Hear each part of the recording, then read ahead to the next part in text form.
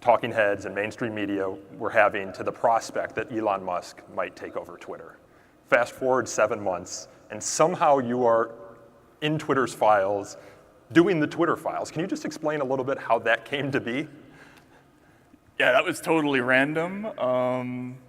I did at one point suggest in a column that if he were to open up the internal correspondence of Twitter, that he would become an American folk hero. But the rumor was kind of already going around that he was thinking about doing that. So maybe a little bit, I was hoping that he would see that. And I was sort of raising my hand and volunteering.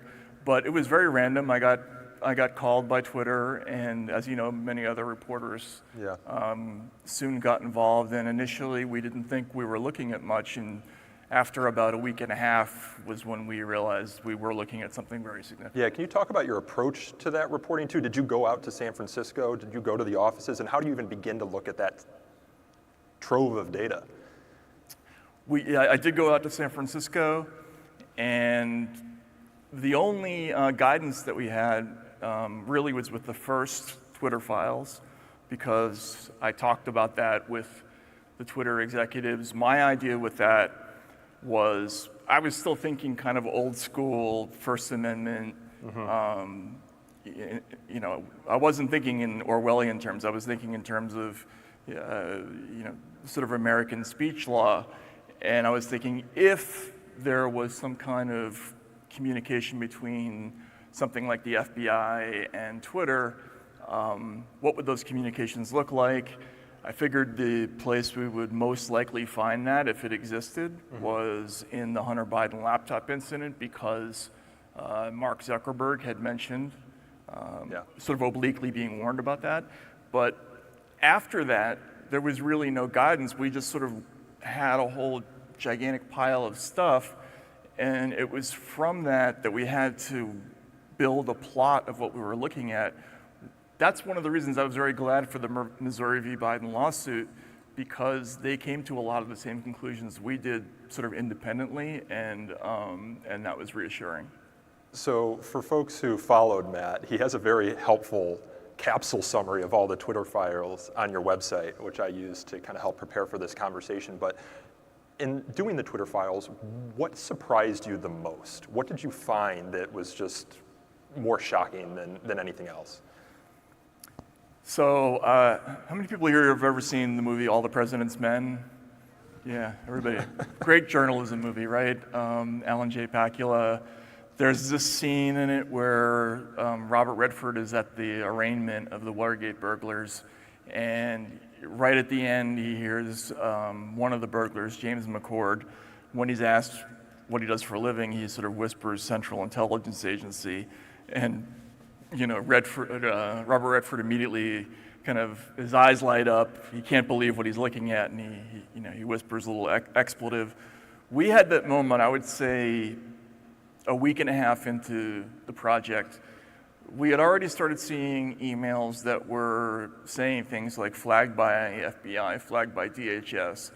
But for me, it was the first time I saw an email that had this thing they called the industry meeting. So there would be, the header of the email would be usually a government official from the FBI or some other government agency. Then there would be 30 or 40 representatives of private companies, and they range from Pinterest to Wikimedia to Google to Facebook to Twitter. And then there would be an agenda underneath it.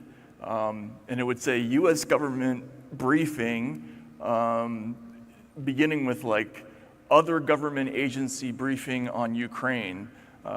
So that's like the intelligence community sort of talking to all of these companies about, sort of briefing them on trends. That was shocking to me, because that showed the entire arrangement in one picture. And from there we were able to kind of construct more about how the communication worked. But that was the real big shock for me. Yeah, there was some recent news that I read as well, coming out of some of these congressional hearings, about how, I guess, American law enforcement is passing along requests from the Ukrainian intelligence service to these companies. And from best we can tell, they're not vetting them at all. And I don't know how much they're asking them to do anything with it, but it is concerning, that sort of interaction, right? Oh my God. Yeah, and just, you know, especially with the threat of revoking Section 230 and some of the other sort of reforms that government has been threatening social media companies in particular with. It's important, I think, even after the Twitter files has kind of waned, that we're still shedding light on some of these activities. And I did want to ask you about the Twitter files waning, right? Mm-hmm. Because over the course of the last couple of months, some of the journalists who were involved in the Twitter files reporting were no longer involved. Barry Weiss, for example, criticized Elon Musk for his deplatforming of some journalists. And then your Twitter files reporting ended when you criticized Elon Musk's approach to Substack, which at the time was launching a mini Twitter competitor. And you have strong allegiances to Substack. Your journalism is hosted there. And I will say, for anyone who cares about journalism and freedom of speech, Substack is some of our greatest partners there, Chris and Hamish, and and they're just fantastic, and they care deeply about these issues. So can you talk a little bit about how that ended, and Elon sharing some of your private correspondences with him? And yeah, I mean, that was sad. I mean, Elon's a complicated person. He's got things going on in his professional life that I couldn't even begin to comprehend. The initial interview that I had with him, I can't say that I fully understood what he wanted out of the Twitter files. He talked about hoping to restore some credibility to the platform for people who were unsure of what was going on behind the scenes, and I think the Twitter files to some degree helped on that front because it showed some willingness to be open. But it ended in acrimonious fashion, which I think was too bad. I was trying to protect the reporting by remaining independent. I thought if there was any kind of relationship between us that we'd be criticized even more. He didn't see it that way. I think it's a misunderstanding, but it's too bad. But still, it went on for a very long time. I mean, all things considered, I thought it was going to be a lot more temporary than it was. Yeah, I mean, Twitter is definitely one of the primary public forums for our national conversation, and I think both you and I were very optimistic about everything Elon was saying in the spring of last year when he was talking about freedom of speech. How do you think that panned out in practice? Is it a mixed bag? How do you see it? I've come around to the opinion that anytime there are owners of these platforms, that there's always going to be a problem. Mm-hmm. There are myriad pressures, as you know, that these companies come under, not just from the FBI and the DHS, but also from advertisers and people who are doing advertiser boycotts and members of Congress. And so they start to make compromises. And this is one of the things we saw over a period of time with old Twitter, mm-hmm. which is that they would start to do something, they would say, no, we can't remove that, it's not a violation of our policies, but we'll de-amplify it. Yeah. Once they start down that road, suddenly they're doing it all over the place.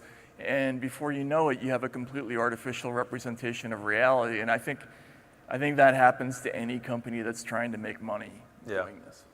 So you testified in Congress in March, and there was an editorial in the Wall Street Journal that spoke to a visit you happened to receive from the IRS on the day that you testified. Presumably a government official, to quote Milton Friedman, who said, "I'm here from the government and I'm here to help." But how did you interpret that visit from the IRS on that day? And are there any updates? Yeah, so I testified, I think it was March 9th in Washington. I took a train home, Amtrak, got home. My wife very nonchalantly said, the IRS came today while you were testifying, and showed me a note they'd left on the door. It was very funny. It said, "Call me in 4 days." Apparently this is a tactic they use because they want you to worry all weekend what the problem is. So I called right away. Of course, they didn't answer. And then after 4 days, they called. They sent a letter. It really was the IRS. It turned out to be a problem connected to, well, there were two things, but the big thing they were worried about was my 2018 return, which they said had been retroactively rejected due to concerns about identity theft. And I thought this had to be a coincidence, so I just told the committee about it. The committee sent off a letter asking what was going on, and I didn't get worried until